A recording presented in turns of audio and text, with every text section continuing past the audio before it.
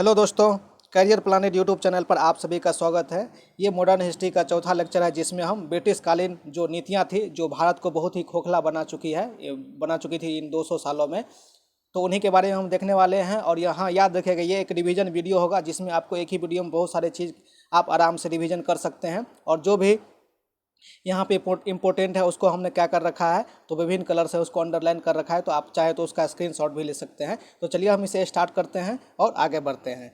एक बात और, यदि आप इस चैनल पर नए हैं तो चैनल को निश्चित रूप से सब्सक्राइब कर लीजिए। तो हम देखने वाले हैं ब्रिटिश काल में कौन कौन सी नीतियाँ आई और कितने प्रकार के नीतियाँ की ज़रूरत क्यों पड़ी, तो इन सारी चीज़ों को हम डिस्कस करने वाले हैं। तो सबसे पहले हम देख लेते हैं कि इसमें आज के सेक्शन में क्या सब करने हैं। सबसे पहले विभिन्न प्रकार के जो अधिनियम आते हैं, जैसे कि 1784 का एक्ट, रेगुलेटिंग एक्ट, 1861 का अधिनियम, 1935 का अधिनियम, ये सारे अधिनियमों के बारे में बस एक नज़र मारेंगे, फिर उसके बाद खलास। उसके बाद इजोरदारी प्रथा देखेंगे, अस्थाई बंदोबस्त के बारे में देखेंगे, रैयतवारी व्यवस्था और महलवारी व्यवस्था, और धन का जो बहिर्गमन है इसके बारे में भी थोड़ा बहुत हम लोग चर्चा करेंगे। और इन सारी जगहों से होता क्या है कि बहुत बार एग्जाम आ जाता है, एग्जाम में क्वेश्चन आ जाता है और हम कन्फ्यूजन में रहते हैं, तो हम इसी को जो है सो दूर करने का कोशिश कर रहे हैं। तो चलिए हम इसे स्टार्ट करते हैं। हम लोग ज़्यादा डीप में नहीं जाएंगे और इसको जो है शॉर्टकट में ही रिवीजन करेंगे, एक एक लाइन में 20, और फिर आगे बढ़ते चलेंगे।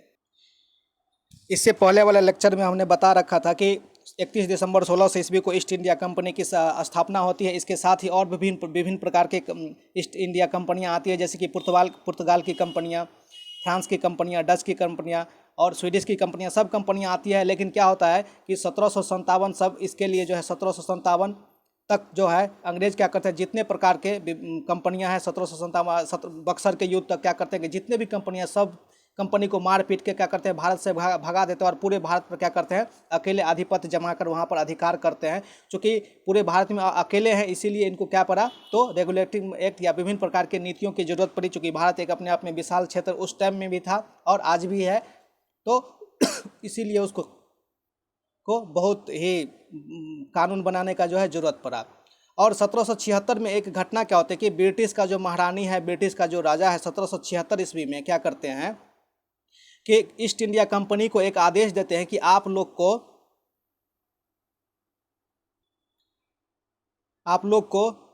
4 लाख वार्षिक पाउंड जो है ना, 4 लाख वार्षिक पाउंड जो है ब्रिटिश महारानी को भेजना अनिवार्य है। प्रत्येक साल जो है 4 लाख पाउंड। तो देखिए, कंपनी पे बर्डन बढ़ गया, तो कंपनी पे जब बर्डन बढ़ गया, और यहाँ पे भारत तो कृषि प्रधान देश था, तो कृषि प्रधान देश होने के कारण कंपनी पर जो बर्डन बढ़ा, तो क्या किया, विभिन्न प्रकार के नीतियाँ लाया कर को वसूलने के लिए, जिससे महारानी को खुश किया जा सके और जो है भारत में अधिक से अधिक समय तक जो है आपको शासन किया जा सके। तो इसीलिए विभिन्न प्रकार के कानून लाते हैं। तो उसी कानून में सबसे पहले जो है लॉर्ड नॉर्थ नाम का, जिस टाइम में 1773 में रेगुलेटिंग एक्ट आते हैं, उस टाइम में लॉर्ड नॉर्थ नाम का जो है वहाँ पे प्रधानमंत्री था, जो यहाँ पे रेगुलेट करने के लिए वहाँ से, जिससे कि 4 लाख पाउंड प्रत्येक साल जो है भारत से यहाँ पे आ जाए, इसीलिए रेगुलेटिंग एक्ट पारित करते हैं 1773 में। और इस रेगुलेटिंग एक्ट के तहत जो है बंगाल का प्रथम गवर्नर वारेन हेस्टिंग्स को बनाया जाता है। और ये उस टाइम में वारेन हेस्टिंग्स के काल में रेगुलेटिंग एक्ट आता है। और बंगाल अपने आप में सब दिन से ही एक धनाढ्य प्रदेश रहा है। तो उसी दरम्यान क्या किया कि मुंबई और मद्रास का जो प्रेसिडेंसी वाला क्षेत्र था, उसको भी क्या किया, बंगाल के अंतर्गत आंशिक रूप से शामिल कर दिया गया। और पूरे इन तीनों क्षेत्रों में शासन चलाने के लिए क्या किया गया, तो एक सर्वोच्च न्यायालय का स्थापना किया गया कलकत्ता में, जिसके प्रथम जो है न्यायाधीश इलीजा एमपी को बनाया गया। तो 1773 के रेगुलेटिंग एक्ट में हमें इतनी जानकारी मिलती है। उसके बाद जो है 1773 एक्ट को दूर करने के लिए 1784 में एक और एक्ट लाया जाता है, जिसको 1784 का पिट्स इंडिया एक्ट कहा जाता है। यह पहला अवसर होता है कि किसी इंडिया में किसी कारण से ब्रिटिश में सरकार गिरता है। पिट्स इंडिया एक्ट में सबसे पहले क्या होता है कि 1781 में क्या होता है कि वहाँ पर एक इंडिया बिल लाया जाता है ब्रिटिश के हाउस ऑफ लॉर्ड्स में, और वहाँ पर क्या होता है कि British bill house of Lord में पारित नहीं होने के कारण वहाँ का सरकार गिरता है। तो ये पहली अवसर होता है कि ब्रिटिश संसद में इंडिया के कारण सरकार का गिरना।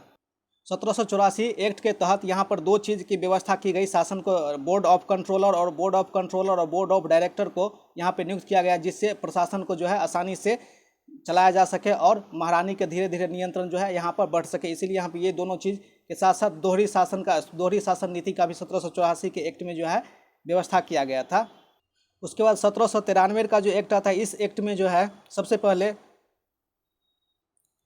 कंपनी को व्यापार करने का 20 वर्ष का जो अधिकार बढ़ा दिया जाता है महारानी के द्वारा। जब 31 दिसंबर 1600 ईस्वी को स्थापना हुआ था कंपनी को, तो उस टाइम पे 15 वर्ष के लिए पूर्वी देशों के साथ व्यापार करने का अधिकार दिया था। लेकिन 1793 एक्ट के तहत क्या होता है कि 20 वर्ष के लिए कि आप 20 वर्ष तक अधिकार कर सकते हैं। लेकिन इसके साथ साथ एक व्यवस्था और कर दें कि 1793 से पहले जो है जितने भी सरकार का कंपनी का अधिकारी थे, सबका वेतन कंपनी खुद जो है वेतन देती थी। लेकिन 1793 से क्या किया गया कि भारत से वसूल कर जो है विभिन्न कर्मचारियों और पदाधिकारियों को भारत से जो है वेतन देने की यहाँ पर बात की गई। और उसके बाद 1813 का चार्टर एक्ट आता है, और 1813 के चार्टर एक्ट में जो है सबसे पहले कंपनी का एकाधिकार को क्या कर दिया गया, कंपनी के एकाधिकार को समाप्त कर दिया। अब ये एकाधिकार क्या होता है, मान के चलिए आप एक कप बनाते हैं, ठीक है, एक कप जिसमें चाय पीते हैं, उस केवल आप ही बनाते हैं, तो उसका अधिकार क्या है, केवल आप ही बेच सकते हैं, उसको एकाधिकार बोलते हैं। तो भारत में क्या था कि सभी जगह कंपनी, केवल ब्रिटिश कंपनी ही वहाँ पे क्या कर सकती थी, व्यापार कर सकती थी, तो उस एकाधिकार को समाप्त कर दिया गया। इसके साथ साथ एक चीज़ और किया गया कि चीन में आप जो है, चीन में कौन व्यापार कर सकता था, चीन के साथ, चीन भारत में व्यापार कर सकता है, चीन के साथ कोई यहाँ पर व्यापार के समझौता समाप्त नहीं हुआ था। इसके साथ साथ चाय का भी व्यापार यहाँ पे किया जा सकता था। और ये प्रथम टाइम था कि भारत में ईसाई मिशनरियों का आगमन के लिए जो है ब्रिटिश सरकार जो है ईसाई मिशनरी के लिए लाइसेंस के साथ यहाँ पे दे दिया गया, और धर्म प्रचार करने के लिए यहाँ पर छूट दे दी गई। इसके साथ साथ ईसाई धर्म प्रचार के लिए और ईसाई शिक्षा के लिए 1 लाख रुपया, भारत में ये प्रथम एक ऐसा मौका था कि भारतीय को शिक्षा देने के लिए 1 लाख रुपया जो है सालाना यहाँ पर देने का बात किया गया। अब 1833 का चार्टर एक्ट आता है। अब इस चार्टर एक्ट में सबसे पहले यहाँ पर समझने वाली बात यह है कि जब 1757 में युद्ध होता है, प्लासी का युद्ध, तो उस समय में बंगाल का केवल गवर्नर होता है। उस समय बंगाल का गवर्नर कौन, बंगाल का प्रथम गवर्नर कौन होता है, तो रॉबर्ट क्लाइव होता है। फिर वारेन हेस्टिंग्स साहब आते हैं, तो बंगाल का प्रथम गवर्नर जनरल हो जाता है, एक टर्म बढ़ जाता है, तो वारेन हेस्टिंग्स साहब कौन आगे, तो प्रथम गवर्नर जनरल। फिर 1833 में सबसे बड़ी बात क्या होती है कि बंगाल का जो गवर्नर जनरल था उसको चेंज करके क्या कर दिया गया, उसको हटाकर क्या कर दिया गया, उसको बंगाल के गवर्नर जनरल को पूरे भारत का गवर्नर जनरल बढ़ा दिया गया। और इस प्रकार से 1833 के एक्ट के तहत क्वेश्चन पूछा जाता है कि किस एक्ट के तहत बंगाल के गवर्नर जनरल को भारत का गवर्नर जनरल बना दिया गया, तो 1833 के एक्ट के तहत। और दूसरी सबसे बड़ी बात कि इस एक्ट के तहत कंपनी का लगभग पूर्णतः जो है एकाधिकार को क्या किया गया, समाप्त कर दिया गया। आप किसी तरह का कोई यहाँ पर व्यवस्था नहीं कर सकते थे। इसके बाद सरकारी में जो छोटे मोटे पदों पर जो इंडियन काम करते थे, उसके साथ साथ भेदभाव को भी इस एक्ट के तहत खत्म कर दिया गया। 20 वर्ष बढ़ाते हुए फिर आ जाता है 1853 का काल। 1853 में जो है क्या होता है कि लोक सेवा प्रयोजन जो उस टाइम में हो रहा होता है, जिसमें फोर्ट विलियम में जो भी इंग्लैंड में यहाँ पे, आप एक बात समझिए, सिविल सेवा का जितने भी अधिकारी इंग्लैंड से आते थे 1853 में, तो मतलब उसको नियुक्ति इस प्रकार से होता था कि board of controller, board of director का जो होता था, डायरेक्टर क्या करते थे, डायरेक्ट उसको क्या करते थे, तो वहाँ पर नियुक्त कर दीजिए अपने रिश्तेदार वगैरह के किसी को। लेकिन 1853 एक्ट के तहत क्या व्यवस्था किया गया कि आप डायरेक्ट उसको नियुक्त नहीं कर सकते, उसके लिए ओपन परीक्षा किया जाएगा, ओपन टेस्ट एग्जाम लेके जो है उसको किया जाएगा, और इस प्रकार से उसका नियुक्ति होगा। तो सबसे बड़ी बात 1853 के एक्ट में क्या हुआ, यहाँ पे लोक प्रशासन अधिकारी या सिविल सेवा का जो अधिकारी होता था उस टाइम में, वहाँ से डायरेक्ट नियुक्ति न करके उसका एग्जाम लेकर जो है नियुक्ति किया गया। फिर आता है 1858 का एक्ट। 1858 के एक्ट बहुत ही महत्वपूर्ण है। यहाँ से क्या कर, सबसे पहली बात 1857 की क्रांति होता है। 1857 के क्रांति के बाद क्या होता है, 1858 में महारानी का घोषणा पत्र आता है, जो 1 अप्रैल 1858 को इलाहाबाद में जो है लॉर्ड कैनिंग के द्वारा पढ़ा जाता है। उस घोषणा में यह बात कहा गया होता है कि अब जो भारत में गवर्नर जनरल था, गवर्नर जनरल के पोस्ट को हटा दिया गया जाता है, और वहाँ पे वाइसराय के पोस्ट को जो है लाया जाता है। तो एक बार फिर से गवर्नर जनरल हट गया और फिर कौन आ गया, वाइसराय। अब भारत में जो है गवर्नर जनरल नहीं होता था, भारत में कौन होता था, तो वाइसराय होता था, ठीक है। अब इसी वाइसराय के थ्रू ही कानून व्यवस्था चलता था, और बोर्ड ऑफ कंट्रोलर और बोर्ड ऑफ डायरेक्टर इन दोनों को हटाकर क्या कर दिएगा, एक ब्रिटिश संसद का जो निचले सदन होता है, हाउस ऑफ लॉर्ड, उससे क्या किया गया, एक सचिव पद को भारत में ले आया गया, और उसी के थ्रू वही क्या करता था, डायरेक्ट जो है कानून वहाँ पे बना के शासन चलाता था। उसके बाद कंपनी का जो नियंत्रण था, कंपनी का पूर्णतः नियंत्रण 1858 में हट जाता है और ब्रिटिश के महारानी, ब्रिटिश के क्राउन का यहाँ पर शासन 1858 से रेगुलर 1947 तक चलता है और चलते ही रहता है। उसके बाद 1861 का भारत शासन अधिनियम आ जाता है और इस अधिनियम बहुत ही महत्वपूर्ण है। वैसे तो इसमें कोई खास बात नहीं, लेकिन एग्जाम के दृष्टि से देखिए, सबसे पहले इस अधिनियम के तहत इंडियन पिनल कोड, जिसके थ्रू आज भी भारतीय दंड संहिता में जो है जैसे भी आईपीसी धारा वगैरह जो लगता है, ये 1861 अधिनियम से ही आया है। उसके बाद भारत में जो है हाई कोर्ट की स्थापना कलकत्ता, मुंबई और मद्रास में जो 1862 में जो हाई कोर्ट की स्थापना होती है, ये 1861 अधिनियम के थ्रू ही होता है। इसके बाद सबसे बड़ी बात कि यहाँ पे विधान परिषद की व्यवस्था जो की गई है सबसे पहली बार, तो भारत में विधान परिषद की व्यवस्था 1861 के थ्रू होती है। और आज भी हमारे राष्ट्रपति साहब अनुच्छेद 123 के तहत और राज्यपाल साहब जो है अनुच्छेद 213 के तहत, यदि संसद और विधानसभा चालित नहीं है तो क्या करते हैं, अध्यादेश जारी करते हैं। तो ये जो अध्यादेश की व्यवस्था है सबसे पहले 1861 में ही लाया गया था और इसी तरह जो है इस प्रकार की व्यवस्था 1861 के लाया गया, जो आज भी यहाँ पे प्रचलन में है। इसीलिए इस दृष्टि से बहुत ही महत्वपूर्ण हो जाता है भारत शासन अधिनियम 1861। उसके बाद इस बीच में एक यहाँ पर छोटा हुआ 1892 में एक अधिनियम आता है, भारत शासन अधिनियम। उसमें सबसे पहली बार 1892 में क्या होता है कि अप्रत्यक्ष चुनाव प्रणाली का भारत में जो है शुरुआत होता है। कब? 1892 ईस्वी में भारत शासन अधिनियम 1892 के थ्रू। उसके बाद जो है भारत शासन अधिनियम 1909 आ जाता है। इसको जो है हम लोग मार्ले मिंटो सुधार भी बोलते हैं, ठीक है। और इसमें क्या किया, तो भारत में सांप्रदायिकता को बढ़ावा देने के लिए, ठीक है, उस टाइम पे क्या हुआ कि वहाँ के जो उस टाइम के जो मिंटो साहब थे, ये भारत के वायसराय, वो क्या किए, सलीमुल्लाह खां के साथ मिलकर और भारत को जो है मुस्लिम को जनसंख्या के आधार पर जो है स्पेशली कि आप अलग, मुस्लिम लोग अलग चुनाव करवा के जो है, तो सांप्रदायिकता के यहाँ पे 1909 में जो है अधिनियम बात होता है। और 1919 का जो अधिनियम, ये बहुत महत्वपूर्ण है। 1919 का जो अधिनियम है, इसके थ्रू क्या किया गया, मुसलमान को तो पहले ही दे दिया गया था, इसके साथ साथ सिख, ईसाई और जो भी छोटे छोटे लोग थे, सब लोग को अलग अलग, हिंदू अलग, सब अलग, ठीक है, अलग अलग आप यहाँ चुनाव कराइए और प्रत्येक अलग हर एक में से एक मुख्यमंत्री निकालिए। तो इस प्रकार से भारत का शासन व्यवस्था लड़खड़ाता हुआ यहाँ पर नजर आता है। इसके साथ साथ क्या किया गया कि प्रांत में जो है ना, प्रांत में द्वैध शासन व्यवस्था लाया गया, अर्थात विधानसभा और विधान परिषद। और यहाँ पे जो है केंद्र में जो है विधान परिषद को जो है मेनली फोकस किया गया।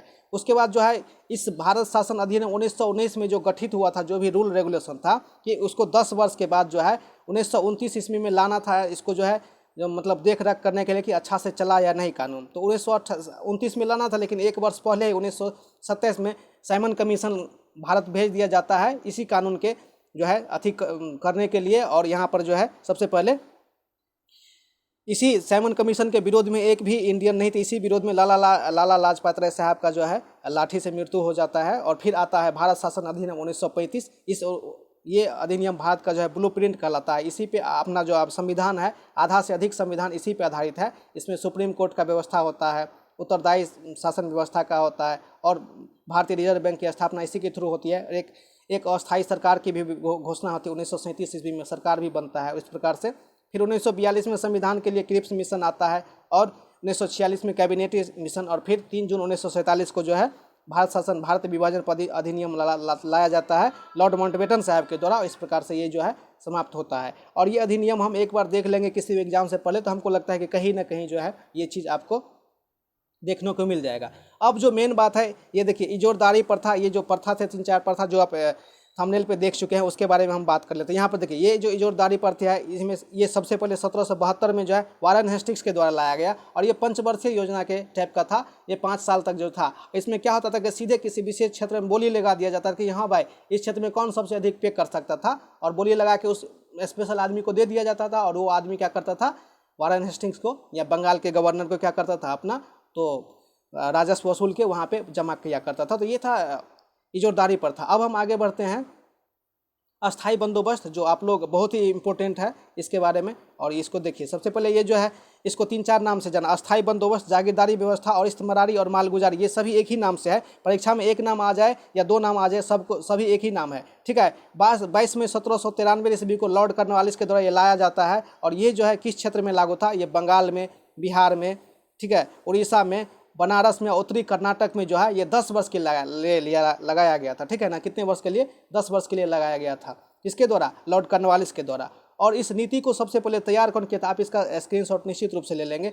इस नीति को तैयार कौन किया था, जॉन सॉर के द्वारा यह नीति जो अस्थायी बंदोबस्त तैयार किया गया था। और इसमें एक सूर्यास्त कानून का भी व्यवस्था था कि जिस व्यक्ति को ये कर दिया जाता था, उस यदि एक निश्चित शाम तक आप नहीं उस कर को जमा करते हैं तो क्या होता था कि उसका ज़मीन नीलाम करके दूसरे आदमी को दे दिया जाता था। तो उसी कानून को हम क्या बोलते हैं, तो सूर्यास्त कानून बोलते हैं। जो ब्रिटिश जितना भारत पर अपना अधिक्रमण किया था उसके 19% भूभाग पर कुल ये लगाया गया था। और इसमें कर की व्यवस्था 10/11 कर जो है वसूला जाता था। इसमें व्यवस्था क्या किया है, डायरेक्ट किसान से न वसूल कर जमींदारी व्यवस्था इसमें व्यवस्था किया गया था। जमींदार को ये पदभार दिया गया था कि आप किसान से लीजिए और हम आपसे लेंगे, और ये इस प्रकार से चलता रहा था, ये 10 वर्ष तक चलता रहा। उसके बाद बात आता है रैयतवाड़ी व्यवस्था का। ये रैयतवाड़ी व्यवस्था 2 चरण में होता है, एक तो 1792 ईस्वी में और एक 1820 में, या 1828 नहीं है, यहाँ पर 1820 ईस्वी मानेंगे, 1820 में। तो 1792 में सबसे पहले कर्नल रीड के द्वारा तमिलनाडु में इसको 10 वर्ष के लिए जो है लगाया गया था। ठीक है, आप इसका स्क्रीनशॉट निश्चित रूप से ले लेंगे। और यहाँ पर जो है ये ब्रिटिश भारत के कुल 51% भाग पर, ये सबसे ज़्यादा भाग पर फैलने वाला ये है। और ये किस क्षेत्र में था, तो ये मुंबई और मद्रास स्पेशली क्षेत्र में था, मतलब ये रैयतवाड़ी व्यवस्था कर्नल रीड। फिर 1820 में थॉमस मुंडो के द्वारा लाया जाता है, थॉमस मुंडो और अलेक्जेंडर रीड के द्वारा लाया जाता है, ये भी 51% पर। और इसमें क्या था कि इसमें 1/3 जो है सीधे किसान से वसूला जाता था। इसमें मध्यस्थ वाला आदमी का कहीं कोई चारा नहीं था, डायरेक्ट इसमें किसान से वसूला जाता था। तो ये कहीं ना कहीं आप देख रहे होंगे कि 3 भाग में 1 भाग क्या था, मतलब सरकार को देना था, तो ये जीने लायक था, इसमें ज़्यादा किसान को परेशानी नहीं था। अब नेक्स्ट हम आगे बढ़ते हैं महालबाड़ी व्यवस्था। तो महालबाड़ी व्यवस्था 1819 ईस्वी में लाया गया था। ठीक है, हॉल्ट मैकेंजी के द्वारा लाया गया था। और ये कहाँ किस क्षेत्र में था, ये पंजाब में संयुक्त प्रांत, मतलब जिसको आज हम उत्तर प्रदेश बोलते हैं, और ये मध्य प्रांत अर्थात मध्य भारत में। और ये गंगा नदी और यमुना नदी के घाटी के बीच में जो क्षेत्र था, उस सारे क्षेत्र में ये सारे व्यवस्था, कौन सा व्यवस्था, तो महालबाड़ी व्यवस्था। ये जो है 30% जो है वसूला जाता था। ठीक है, 30% सीधे गांव से जो है वसूला जाता था, मतलब 3/10, मतलब 10 भाग में 3 भाग सरकार को देना था और 7 भाग अपने रखना था। और ये कुल कितने, ब्रिटिश भारत के कुल 30% भाग पर ये आधारित था। तो इस प्रकार से हम देखें तो यहाँ पर क्या था, ये हमारा पाई चार्ट हो गया। और यहाँ पर ये जो है 19% भाग पर क्या हो गया, अस्थाई बंदोबस्त। और सबसे ज़्यादा वाला पार्ट पर क्या हो गया, तो यहाँ पर हो गया रैयतवाड़ी व्यवस्था। और सबसे कम यहाँ पर 30% भाग पर महालबाड़ी व्यवस्था। और एक आप लोग देखते होंगे ये 3 कठिया प्रणाली। देखिए आज भी हमारे गांव में कट्ठा चलता है, मतलब 20 कट्ठा का 1 बीघा होता है। तो जैसे आप 1 बीघा खेत करते हैं तो उसमें से 3 कट्ठा खेत पर आपको नील की करना खेती अनिवार्य है, नहीं तो आप संपूर्ण जमीन पर आप जो है नहीं खेती कर ही नहीं सकते थे। तो वही 3 कठिया प्रणाली चंपारण के बिहार में जो है लागू था। और इसी के थ्रू, इसी कानून को समाप्त करने के लिए जो है गांधी जी जो है बहुत बड़े यहाँ पर क्रांति किए थे, चंपारण सत्याग्रह। और नेक्स्ट आते हैं कि ये जो धन का बहिर्गमन और धन का निवासी है, इसके बारे में हम लोग थोड़ा सा जानते हैं। देखिए हम लोग बात करते हैं यहाँ पर पूरा एकदम बिल्कुल सुन से। इसमें बात क्या हुआ था कि दादा भाई नेहरू जी अपने आप में एक बहुत ही मेरिटोरियस पर्सन थे। आज इस टाइप के आदमी बहुत ही कम मिलते हैं। बहुत बड़े अर्थशास्त्री के साथ साथ समाज सेवी भी थे। इन्होंने आकलन किया था कि जिस टाइम में प्लासी का युद्ध होता है 1757 में, ठीक है, उससे 50 वर्ष पूर्व जो है ब्रिटिश लोग क्या किया था कि 2 करोड़ पाउंड का सोना चांदी भारत में इसीलिए भेजा था। कितना का, 2 करोड़ पाउंड का सोना चांदी भारत में इसीलिए भेजा था कि भारत से हम व्यापार कर सके, और व्यापार करके हम अपने इंडिया में वहाँ पे ब्रिटिश में जाके सामान को बेचे। कितना का, 2 करोड़ पाउंड अपने आप में बहुत होता है। कब, 1757 ईस्वी से पहले।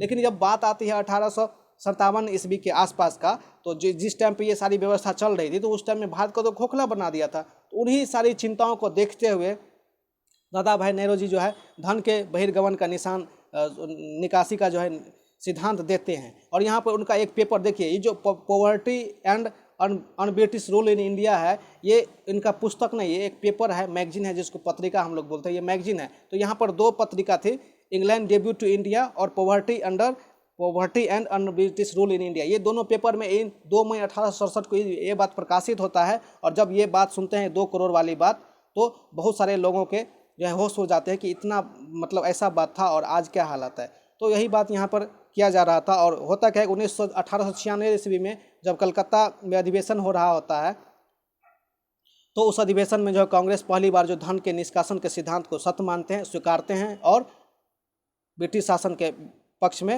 विरुद्ध इस बात को जो है फैलाने की कोशिश करते हैं। तो ये हम लोग का था, ये 3 4 5 नीतियाँ हम लोग देखे हैं। तो फिर कल हम मिलते हैं नेक्स्ट वीडियो के साथ, तब तक के लिए धन्यवाद।